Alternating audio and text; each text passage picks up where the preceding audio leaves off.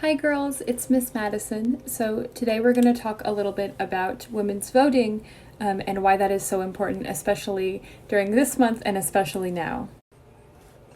Okay, so women's suffrage, which if you remember from our last video about suffrage, is the right to vote. So women's suffrage, women wanting the right to vote, has been around pretty much since America began because women were never given the right to vote. But it really gained traction in the late 1800s. So the 1850s all the way up to the 1920s is when the fight for women's suffrage went on. And there were a lot of obstacles that they faced. There's a lot of history in it, but basically when the movement started there were two separate groups. And they ended up uniting under the National American Women's Suffrage Association.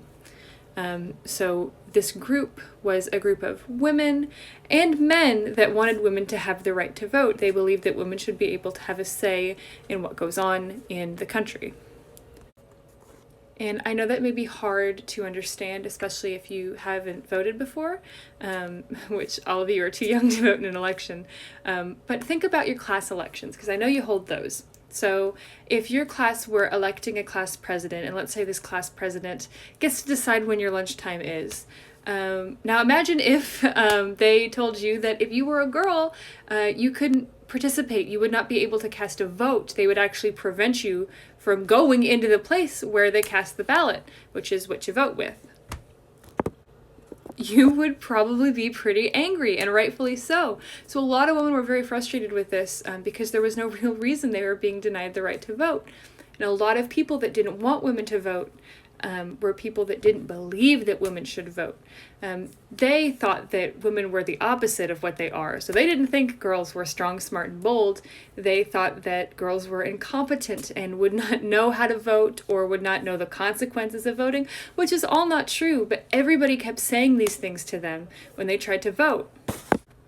So through a lot of protesting, a lot of pushing, and a lot of kind of explaining that no, women are strong and smart and bold and we should have the right to vote, they were able to secure the right to vote. And this happened in August in 1920.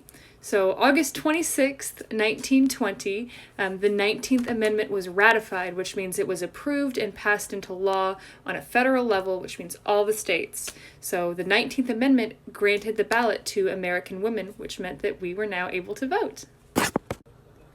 So that was a lot of information, but I'm going to show you something fun that you can do at home to kind of, see what it was like for those women. Not exactly. They didn't literally face an obstacle course, but you're just going to build an obstacle course in a hallway out of tape. You can tape it from end to end and throw in some cups, things you're not supposed to knock over to get to your voting ballot.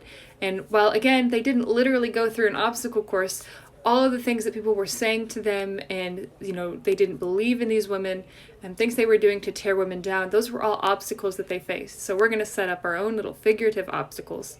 I've already built a course and I had wonderful Miss Jaleese run through it. So I'm going to have Jaleese kind of explain a little bit and then she's going to go through the course for us. Hi, my name is Jaleese Clayton, and I'm in 4th grade, and this is my ballot. Go ahead.